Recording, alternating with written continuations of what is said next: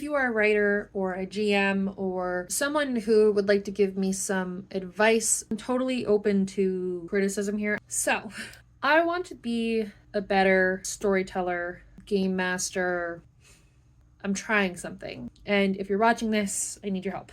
I am going to improv a short story. I have this book that I've had for about a majillion years, and I have clearly not really used it because I wanted to, but it didn't happen. So, oh, is there money in here? Oh, there is money in here. That would be nice to have right now. Is it old check? We'll start where the money is. Incredible. I've opened up to a page and I'm just going to go off and we're just going to see how this goes.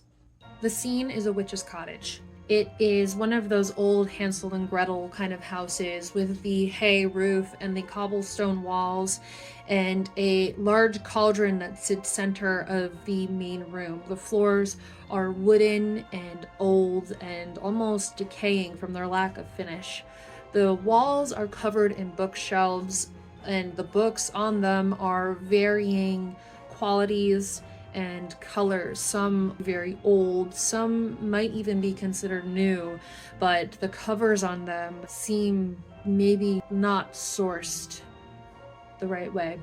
A witch stands centered over the cauldron, the glowing green liquid within radiating light onto her face as she stirs her pot. She looks over her lectern in which her spellbook sits and reads for a spell. Her crooked finger draws down the page and it lands promptly on what she was looking for. The spell for eternal youth. She walks over to one of her cupboards and opens it up and finds varying jars. The glass is different colors, blue, green, yellow, and within the containers are varying different ingredients. She pulls several bottles off the shelves. Each one, as we get a closer look, there's eyeballs, there's weird goo, there's large amounts of earwax, something thick and not very pleasant to look at. She walks back over to her cauldron and she carefully and delicately adds each of the components to the spell. As she does this, the sweat drips from her forehead down her crooked nose and into the pot. She smiles as now she is a part of this concoction, a final piece of this elixir that she is creating. Suddenly, there is a knock at the door, and before she can reach it, it is barged open by a handsome knight, a man in armor with a sword drawn as he points it to her, just touching her nose where the sweat had recently just dripped from. And he says, "You must stop now. The kingdom will not have any of this." She stands with her hands up. A smile creeps across her lips. She starts to chant her words. The knight thrusts his sword forward to find that it goes through her face, but she does not stop chanting. Her body becomes amorphous as she splits from the nose up and becomes this blob creature. The knight is frightened and backs up. All of a sudden, her body thrusts forward and covers him. He begins to squirm, trying to free himself, but it is no use. Not so fast. My plan will continue whether your nobility likes it or not. He is thrust into a chair where part of her slinks off and holds him to the chair. Her body reforms slightly smaller as she returns to the cauldron and the potion is completed.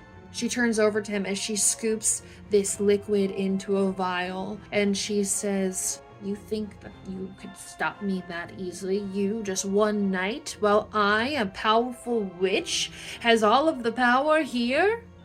You must be mad."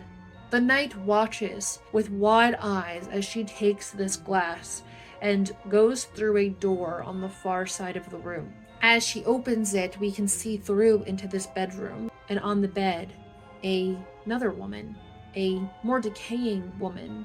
Her skin is saggy, her eyes are sunken in, her hair is matted and messy and tousled up. The witch takes this concoction and brings it to the woman and says, "Here, dear, drink slowly now," and passes the cup.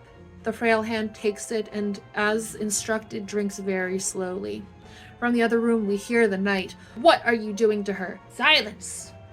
I will not have any misconstruction of these events. The woman in the bed finishes her cup and looks up. She smiles. We watch as her skin becomes more firm, her hair becomes unmatted, her eyes start to glow with a magical purity. She looks up, says, "Thank you, Mother. I'm sorry for everything I did. Now, dear, don't worry. I won't let anyone hurt you anymore." She turns back to the knight and looks at him with a stern eye. "Is that who you were looking for?" "My daughter. You know, all she wanted was something to eat." He stares at her, eyes wide, and gulps. "Well, it's against the law to steal." She cocks her head. "And is it against the law to murder?" He furrows his brow at her. "Murder? For stealing? For something simple? For nobility such as you to not just pay your merchants? When something like this occurs, you have more money in the world, and you can't stand to see one poor person eat? You should be ashamed of yourself." The slop which holds this man to the chair loosens and returns to her form, filling her out once again. She furrows her brow at him this time. "You get out of my cottage, and you don't dare return to this place. Not with an army, not by yourself. You will not survive the next time." He stands and makes for the door, but not without looking back. He looks through the door and sees the young girl, recognizing her as that young woman that he saw at the ball 2 weeks prior. With a soft gaze and firm lip, he leaves, gets on his horse, and rides home. How'd I do? Well, that was interesting and something totally off the top of my head. So let me know what your thoughts were, and if you want to see more of it. I'll probably do more of these anyway, so we'll see. Okay, have a great day. Bye!